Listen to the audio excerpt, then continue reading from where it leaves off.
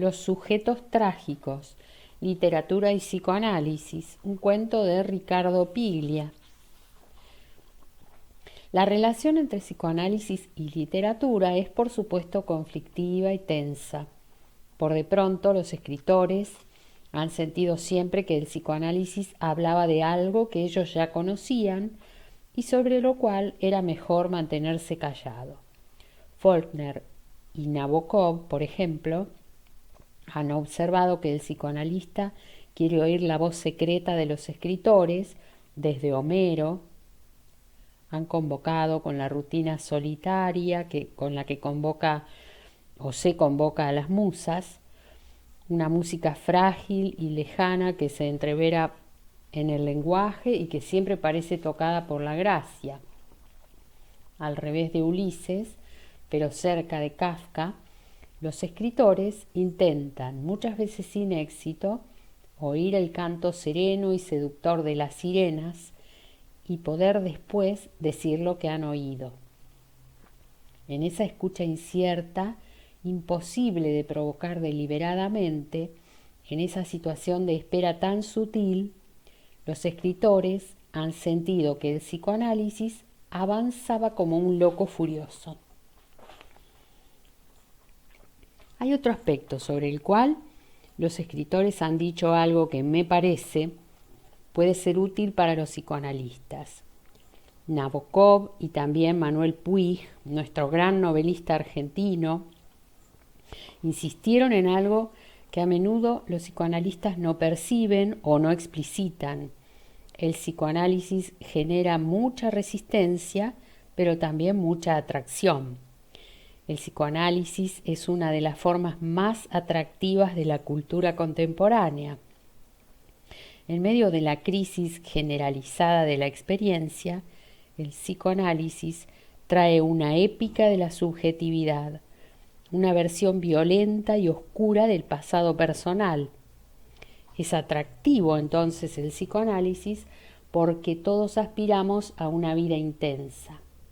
En medio de nuestras vidas secularizadas y triviales, nos seduce admitir que en un gran secreto experimentamos o hemos experimentado grandes dramas, que hemos querido sacrificar a nuestros padres en el altar del deseo y que hemos seducido a nuestros hermanos y luchado con ellos a muerte en una guerra íntima y que envidiamos la juventud y la belleza de nuestros hijos y que también nosotros, aunque nadie lo sepa, somos hijos de reyes abandonados al borde del camino de la vida.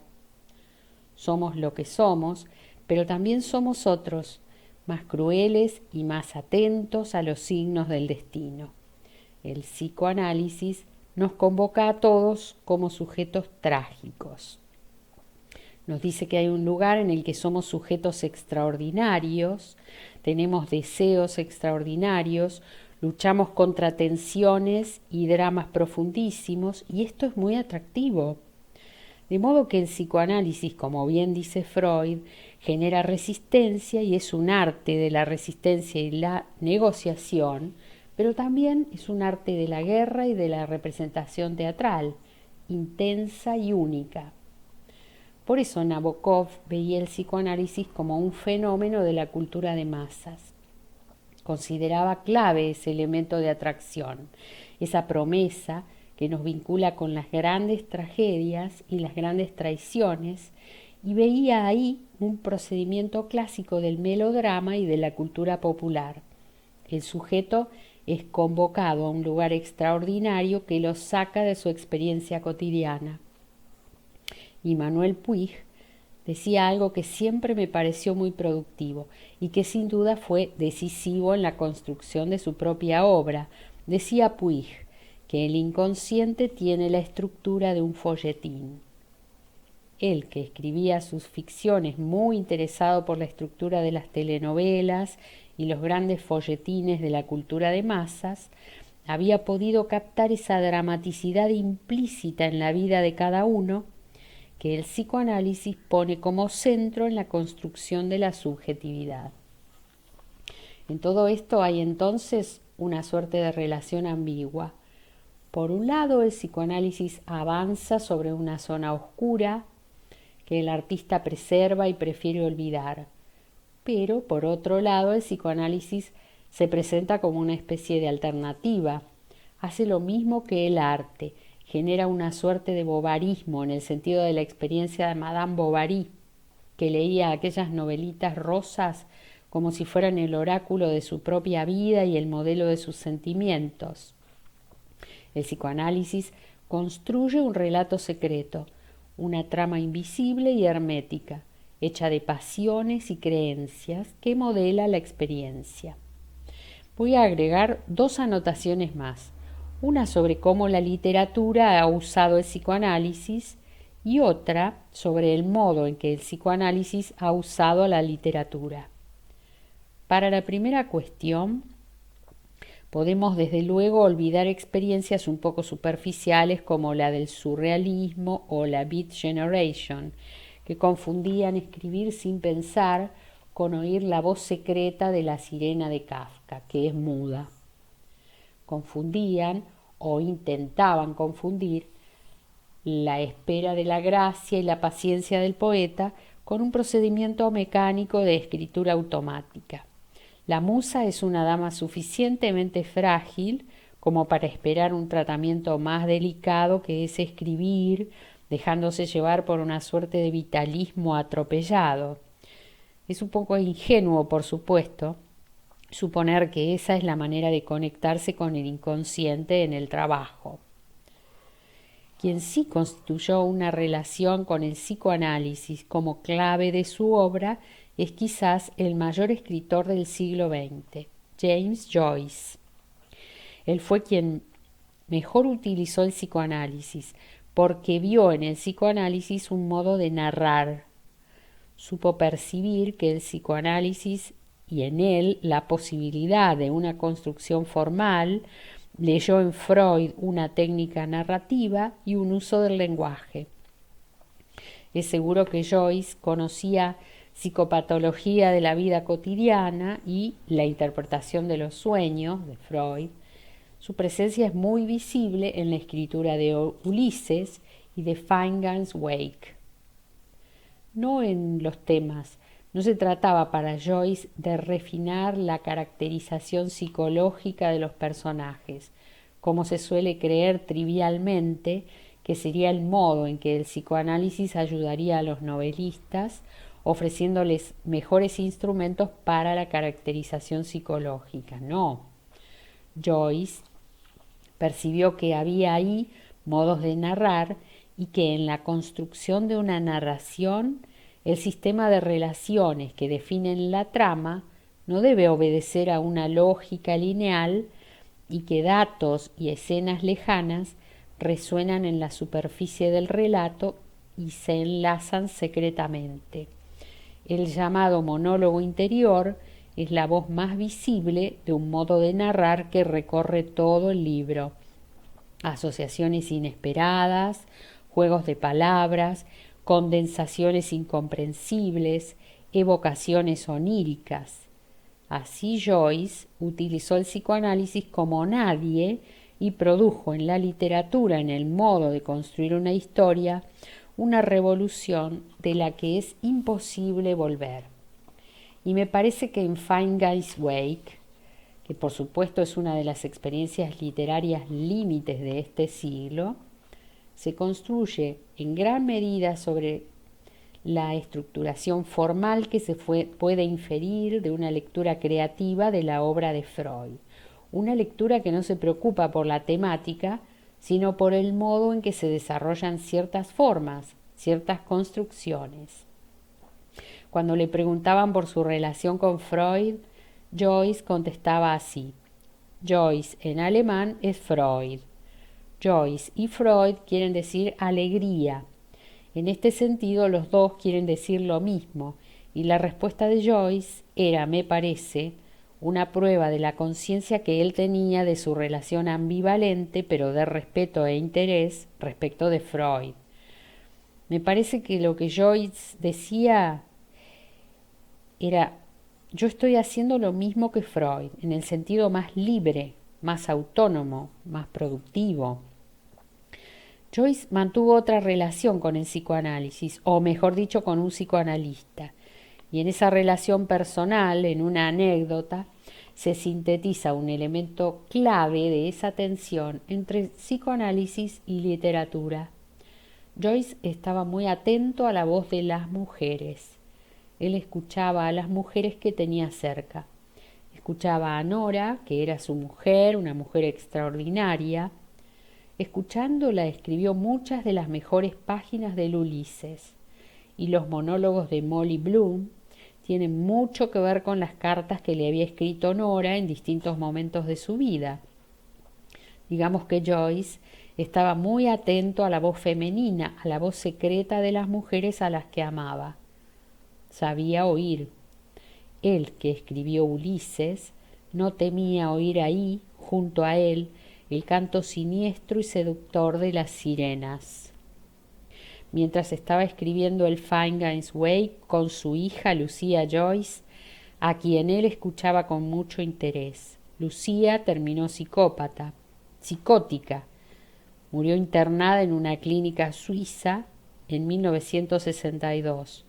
Joyce nunca quiso admitir que su hija estaba enferma y trataba de impulsarla a salir, a buscar en el arte un punto de fuga. Una de las cosas que hacía Lucía era escribir. Joyce la impulsaba a escribir. Leía sus textos y Lucía escribía, pero a la vez se colocaba cada vez en situaciones difíciles hasta que por fin le recomendaron a Joyce que fuera a consultar a Jung. Estaban viviendo en Suiza y Jung, que había escrito un texto sobre el Ulises y que por lo tanto sabía muy bien quién era Joyce, tenía ahí su clínica. Joyce fue entonces a verlo para plantearle el dilema de su hija. Y le dijo a Jung: acá le traigo los textos que ella escribe, y lo que ella escribe es lo mismo que escribo yo. Porque él estaba escribiendo el Finnegans Wake, que es un texto totalmente psicótico si uno lo mira desde esa perspectiva. Es totalmente fragmentado, onírico, cruzado por la imposibilidad de construir con el lenguaje otra cosa que no sea la dispersión. Entonces Joyce le dijo a Jung que su hija escribía lo mismo que él, y Jung le contestó: pero allí donde usted nada, ella se ahoga. Es la mejor definición que conozco de la distinción entre un artista y otra cosa, que no voy a llamar de otro modo que así. El arte de la natación. En efecto, el psicoanálisis y la literatura tienen mucho que ver con la natación. El psicoanálisis es en cierto sentido un arte de la natación, un arte de mantener a flote en el mar del lenguaje a gente que está siempre tratando de hundirse. Y un artista es aquel que nunca sabe si va a poder nadar.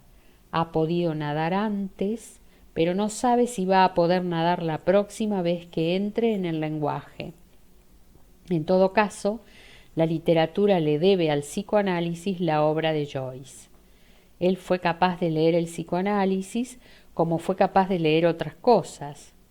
Joyce fue un gran escritor porque supo entender que había maneras de hacer literatura fuera de la tradición literaria, que era posible encontrar maneras de narrar en los catecismos, por ejemplo, que la narración, las técnicas narrativas, no están atadas solo a las grandes tradiciones narrativas, sino que se pueden encontrar modos de narrar en otras experiencias contemporáneas.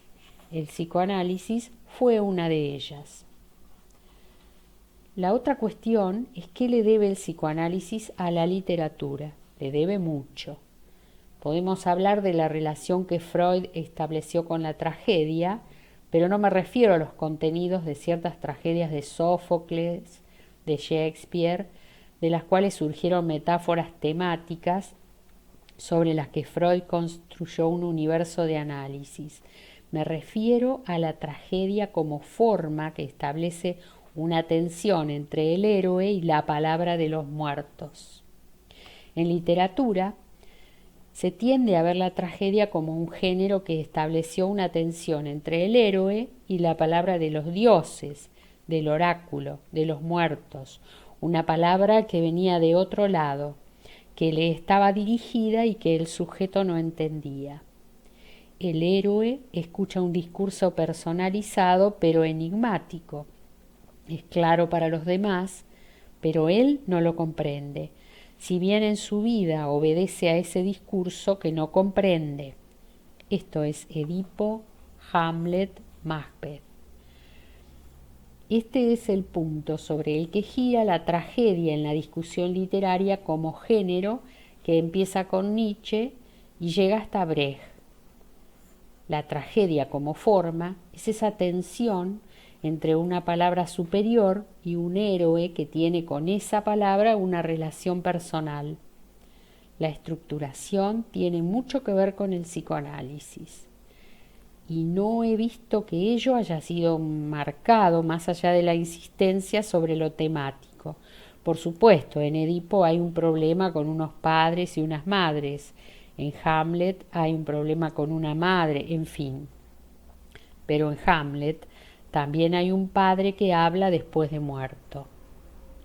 Otra forma sobre la cual pensar la relación entre el psicoanálisis y la literatura es el género policial.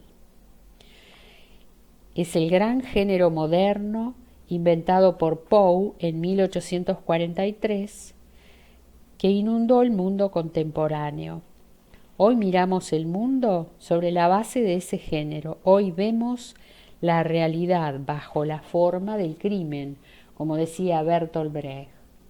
La relación entre la ley y la verdad es constitutiva del género, que es un género muy popular como lo era la tragedia. Como los grandes géneros literarios, el policial ha sido capaz de discutir lo mismo que discute la sociedad, pero en otro registro. Eso es lo que hace la literatura, discute lo mismo de otra manera. ¿Qué es un delito? ¿Qué es un criminal? ¿Qué es la ley? Discute lo mismo que discute la sociedad, pero de otra manera. Si uno no entiende que discute de otra manera, le pide a la literatura que haga cosas que mejor las haría el periodismo. La literatura discute los mismos problemas que discute la sociedad, pero de otra manera, y esa otra manera es la clave de todo. Una de estas maneras es el género policial, que viene discutiendo las relaciones entre ley y verdad, la no coincidencia entre la verdad y la ley, el enigma como centro secreto de la sociedad, como un Aleph ciego. Poe inventa un sujeto extraordinario, el detective, destinado a establecer la relación entre la ley y la verdad. El detective está ahí para interpretar algo que ha sucedido, de lo que han quedado ciertos signos, y puede realizar esa función porque está fuera de cualquier institución. El detective no pertenece al mundo del delito ni al mundo de la ley. No es un policía, pero tampoco es un criminal, aunque tiene sus rasgos. Dupin, Sherlock Holmes, Marlowe, el detective privado, está ahí para hacer ver que la ley, en su lugar institucional, la policía, funciona mal.